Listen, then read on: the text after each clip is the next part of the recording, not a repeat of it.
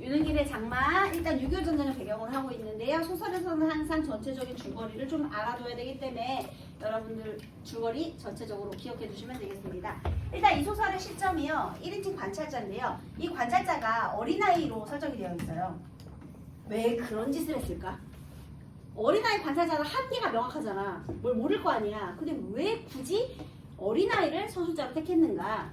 일단 6.25 전쟁의 원인이 뭐죠? 이념 갈등. 근데 전쟁으로 인한 가족의 갈등과 화해를 드러내고 싶어. 그러면 내가 이념 문제는 건드리고 싶지가 않아. 그래서 어린아이 서술자로 피해가는 거예요. 이념의 갈등이지만 전쟁은 이념 문제보다는 그것으로 인한 가족 간의 갈등과 화해를 그려내고 싶어요. 그래서 어린아이 서술자로 설정을 했는데 부족하잖아. 얘가 잘 모르잖아. 그래서 이렇게 해요. 어른이 된 나의 회상 시점이 되어 있어요. 회상하는 거야. 그러면 어른이 된 나의 회상 시점에서는 얘가 그때 놓쳤던 부분을 보완해 줄 수 있겠죠. 그래서 여러분 진짜 만약에 문제를 어렵게 낸다 그러면 그냥 어린아이의 시선으로 바라보고 있는지 어른인 내가 회상하고 있는지 그것까지 구분할 수 있어요. 여러분.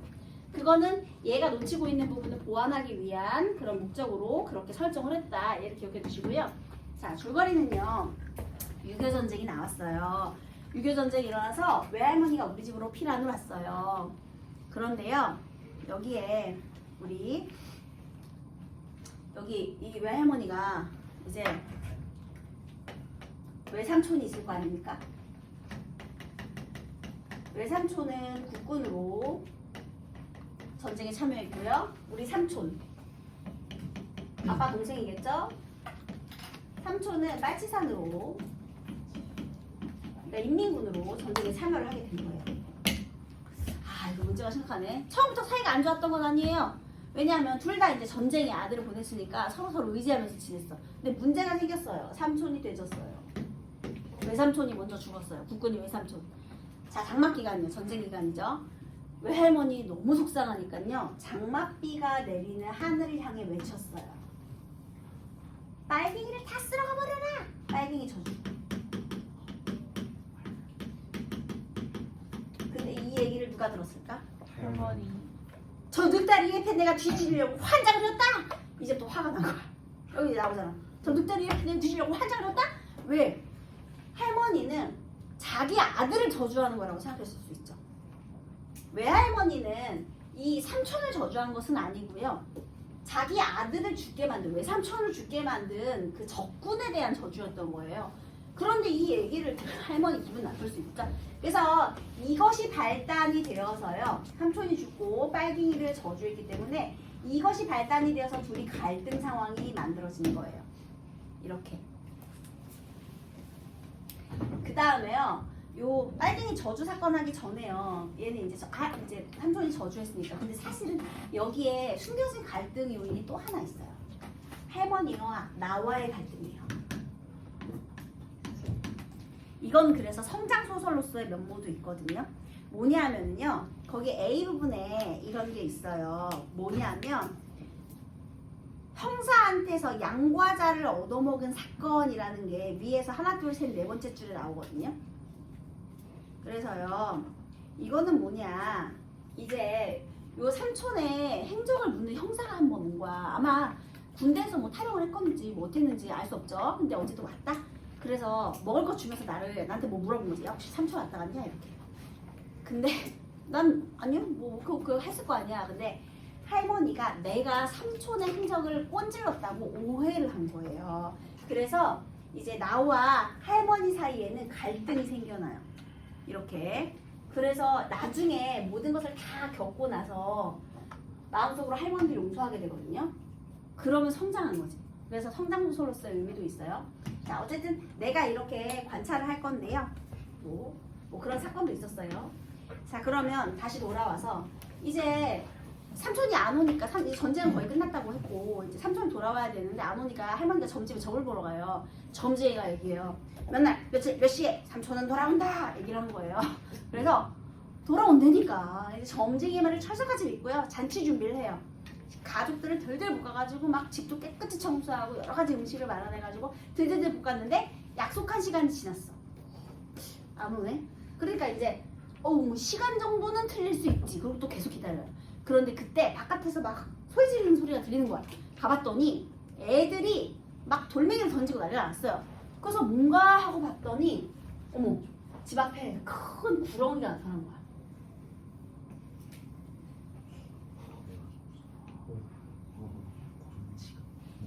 근데 여러분, 우리나라 말에 그런 말이 있어요. 억울하게 죽으면 구렁이가 된다. 자, 그러면 이 구렁이를 본 할머니 무슨 생각을 했을까요? 자기 자식이 억울하게 죽은 내 아들이 원혼이 되어 나타났구나, 이런 생각을 하겠지. 할머니 기절합니다. 죽어서 구렁이가 됐다고 생각을 한 거죠. 그래서 이 구렁이가 나타났고요. 이 구렁이를 본 할머니 기절. 할머니 기절했어요. 그리고 이 구렁이는, 너네가 만약에 눈앞에 구렁이 나타나면 어머 귀엽다 일로 와볼래 할 거니? 우지추 할 거예요? 어떻게 해야 되죠? 도망가요. 그리고 무섭지. 그러니까 어린애들이 돌을 던져요. 이 구렁이 무서우니까. 여러 명이 있을 때는 그럴 수도 있어요. 멀리서 막 돌을 던져요, 구렁이한테. 그래서 구렁이가 상처를 입고 거의 반동가리가 났어요. 달랑달랑. 큰 거 던졌나 보다. 반토막이 났다. 뭐가 연상돼요, 여러분? 반토막? 분단의 상황. 이 폭력성이요, 이게 전쟁인 거예요. 전쟁의 폭력. 돌 던지잖아, 애들이.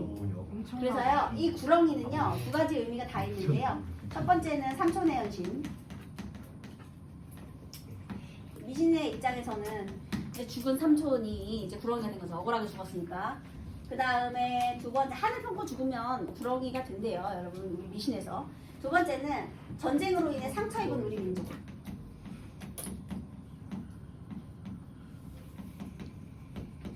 민족의 분단 상황, 이런 걸 의미할 수 있겠습니다. 이렇게 구렁이가 돼가지고 왔어요.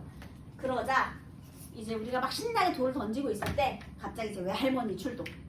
할머니는 기절했고요. 외할머니가 등장해가지고요. 그만둬라. 왜냐하면 이 할머니도 얘가 삼촌이 죽었다는 걸 이제 생각을 한 거야. 그래서요, 이제 이 구렁이를 한을 품고 죽었잖아. 한을 풀어줘야 될 거 아니야. 그래서 한을 풀기 위한 고사를 지내줘요. 외할머니가요. 이 구렁이의 한풀이 고사. 어떻게 고사를 지내주냐면요, 어떤 사람이 저기 밖에서 외쳐요. 머리카락을 태우면 구렁이가 도망간대요. 아마 단백질 타는 냄새 싫어하나 봐요. 그래서 할머니 기절했을 때 할머니 머리카락 잘라가지고요, 그 머리카락 태우면서 얘기해요. 할머니, 엄마 걱정해서 여기 왔냐. 우리가 잘 보살필 테니까 마음 풀고 이제 너는 좋은 데로 가라. 이렇게 잘 달래줍니다. 그래서 이제 구렁이가 원래는 나무에서 내려오지 않고 있었는데 할머니가 잘 달래주니까 구렁이가 쓱 사라져요. 그래서 그렇게 달랬어. 자, 그러자 이제 나중에 할머니가 깨어났을 거 아닙니까? 그래서 들었겠죠. 아, 이렇게 외할머니가 얘 한풀이 다 해줬다. 그러자 둘 사이에서 화해를 하게 된 거죠. 자, 여기서 또 중요한 포인트가 있어요. 무엇으로 화해를 했죠? 그러니까 결국에 화해의 바탕이 되는 신념은 무속신앙이네. 그치? 전쟁은 이념 갈등으로 인해 시작이 됐죠? 그러면 이 갈등을 이념으로 풀어야 되나요? 아니, 우리가 지금 문학가인데 문학은 정치인이 아니잖아요. 소설가는 정치인이 아니에요. 그러면 우리 어쨌든 전쟁으로 인해서 가족의 갈등과 화해를 지금 이렇게 갈등이 발생했고 화해를 만들어야 되는데, 이 화해의 바탕은 무엇이 바탕이 되어야 되느냐? 민족의, 그리고 우리 전통의 무속신앙, 기독교적인 사랑도, 그 다음에 불교의 자비로움도 다 해외에서 온 거잖아. 전통신앙이 아니잖아. 그러니까 우리 것으로 해결하자는 거죠. 너네 근데 샤먼 하면 되게 멋있게 생각하면서 무당하면 되게 천박스럽게 생각하죠. 무당이 하는 역할이 뭐예요, 원래? 무당 너네 우리나라는 원래 다신교인 거 알지? 네. 애기 귀신도 있고 처녀 귀신도 있고 총각 귀신도 있고 귀신 종류 되게 많잖아요. 귀신이 신이에요, 여러분. 그래서요, 우리 인간의 힘으로 해결할 수 없는 일이 발생했을 때 신의 도움을 받고 싶어요. 니네도 하느님, 부처님, 알라 신 도움 받고 싶어 하잖아요. 그러니까 우리도 신의 도움을 받고 싶어 해요. 그런데 우리가 아무리 얘기해도 신하고 소통할 수 없으니 매개자인 무당을 거치는 거예요. 무당을 통해서 간절히 빌어보기는 하는데 무당은 해결자가 아니에요. 전달만 할 뿐. 무당이 해결한다고 되는 게 아니고 해결할 수가 없고 또 무당이 전달한다고 신이 그걸 들어줄지 안 들어줄지는 의미가 없는 거야. 그 보장 못하는 거야. 그지? 그 무당이 뭐 전달한다고 무조건 들어주는 건 아니잖아. 선생님 수업을 똑같이 들어도 문제 풀면 점수는 다 다른 거잖아요, 여러분. 그러니까 그 정도로 그냥 도움을 주는 조언자이자 매개자 하는 거지 그거를 뭐 이렇게 맹신할 필요도 없는 거고요. 그게 이제 일단 우리의 무속신앙인데 결국에 둘의 화해는 이 무속신앙을 바탕으로 이루어지거든요. 그래서 여러분 엄마랑 아빠랑 싸우면 화해해야죠. 가족이니까요. 남한과 북한이 이념 때문에 다퉜어요. 하지만 화해해야죠. 가족이니까요. 한민족이니까요. 그래서 민족애로 이것을 해결할 가능성을 제시한다라는 것도 굉장히 중요한 특징이 되겠습니다. 이해되셨죠? 네. 자, 이 전체적인 줄거리를 가지고요. 우리 문제를 잠깐 풀어보면은요. 거기 이 본문은 그냥 쭉 한번 읽어보세요, 여러분. 윗글에 대한 이해로 접근하면 O 아니면 X인데요. 할머니는 내가 형사에게 삼촌에 대한 정보를 넘겼다고 생각하였다. A 부분에서 쭉 읽다 보면은요. 아까 네 번째 줄에 형사한테서 양과자를 얻어먹은 사건 이후로 물 안에 틀어박혀 근신하며 근신할 걸 명령한 아빠, 용서할 권한을 가진 할머니의 눈치를 살피는 신세였다. 이 부분을 통해서 알 수 있죠. 그 다음 외삼촌이 국군에 입대하자 불화가 시작된 게 아니라요. 그 비부분 밑으로 쭉 읽다 보면은요. 여기서 빨갱이를 저주하게 됩니다. 처음에 입대를 했을 때는 괜찮았는데 외삼촌이 전사를 하고 빨갱이를 저주하면서부터 갈등이 시작된 거예요. 그래서 틀렸고요. 외할머니는 아들의 전사 통지서를 받은 이후에 삼촌이 속한 빨시산을 저주하였습니다. 근데 이런 문학작품 읽을 때 하나 조심해야 될 거 있죠. 삼촌인지 외삼촌인지. 꼭 이제 나중에 내신 같은 데서 막 문제 풀고 나면 저는 외삼촌이 삼촌인 줄 알았어요. 또는 삼촌이 외삼촌인 줄 알았어요. 이런 애들이 꼭 있어. 그러니까 구분하셔야 돼요. 삼촌인지 외삼촌인지 정신 차려야지. 본인이 알 거 아니야. 나는 이런 거 실수 잘한다. 그러면 좀 의식적으로 노력을 하셔야죠. 선생님 같은 사람입니다. 선생님 같은 사람. 외삼촌이 삼촌이고 삼촌이 외삼촌인 그런 스타일이거든요. 자, 그 다음에 2번 문제. 1인칭 관찰자 시점은 소설의 이야기에 등장하는 부차적인 인물이 주동인물의 이야기를 서술하는 방식인데요. 나라는 관찰자 입장에서 본 주동인물의 이야기가 소설에서 펼쳐지기 때문에 이야기의 내용은 나의 눈에 비치는 외부 세계가 됩니다. 그래서 관찰자 시점은 서술의 주관성 플러스 대상의 객관성 다 있는 거예요. 내가 서술하니까 나에 대한 주관성도 있고요. 그 다음에 대상에 대한 객관성도 있죠. 어쨌든 나는 제3의 입장에서 서술하는 거니까요. 그러면 1인칭 관찰자 시점의 서술자는 부차적인 인물로서 주동인물과 거리를 유지하며 주동인물을 객관하기 때문에 왜 거리가 있어요? 내가 내 얘기를 하면 거리가 없는 거고 내가 다른 사람의 얘기를 하니까 거리가 있는 거야. 근본적으로 관찰자라는 시점 자체가 거리가 있을 수밖에 없어요. 그래서 주동인물 스스로 자신의 이야기를 들려주는 1인칭 주인공 시점에 비해서는 객관성이 높다는 거예요. 1인칭 시점보다는 당연히 관찰자 시점이 객관적이겠죠. 걔보다 1번 A에서요. 불쌍한 사람, 소란, 할멈 하나 주동인물이 외할머니에 대한 나의 주관성 맞는 소리가 되겠고요. 나의 주관적 판단이니까요. 또 관찰자인 나의 눈에 비친 외할머니의 모습을 제시함으로써 얘들아 이 외할머니 본인 얘기를 하는 게 아니라 관찰자인 나의 눈에 비친 할머니예요. 외할머니. 그래서 주동인물의 처지에 대한 정보를 1인칭 주인공 시점에 비해서는 객관적으로 제시하고 있다. 맞죠? 외할머니가 본인 얘기하는 것보다는 내가 관찰해서 하는 게 보다 객관적이겠죠? 그 다음 B의 할머니의 말을 옮기자면 할머니의 말을 내가 옮긴 거죠? 부차적인 인물인 나에 대해 할머니가 가지고 있던 태도를 객관화하여 제시한다. 일단 객관화하는 건 맞는 거고요. 여러분이 만약에 이걸 지문에서 확인한다 그러면 할머니의 말 속에 할머니가 나에 대해 가지고 있던 태도가 나와 있나만 확인하면 돼요. 찾아보면 맞는 소리예요. 그 다음 이건 확인해야지. 이 내용이 맞나는 한번 확인해야지. 그러니까 선지의 논리적인 면은 미리 한번 읽어보되 확인해야 될 부분은 본문으로 확인을 해야죠. 그 다음 나는 4번 선택지 주동인물인 할머니 외할머니와 일정한 거리를 두고 그들 사이에 벌어진 일을 요약 제시함으로써 B부분에서 이거 확인해야죠. 내가 요약적으로 제시하고 있는 요약 제시를 하고 있는지. 얘들아 요약 제시 이거 직접 제시죠. 직접 제시, 간접 제시 봐야 되잖아요. B에 따옴표가 하나도 없어.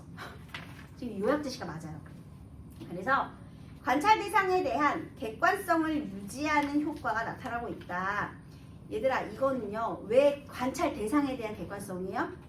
1인칭 시점보다는 관찰 대상이 거리를 두고 요약적으로 제시하고 있기 때문에 객관성을 유지한다. 괜찮은 표현이에요. 읽어보면 알아요. 그 다음 C 볼까요? 주동인물인 할머니 외할머니가 거리가 가까워진 내가 주동인물 사이에 오고 간 대화를 자기 시점에 따라 전달함으로써 C 잠깐만 보면 따옴표밖에 없어요.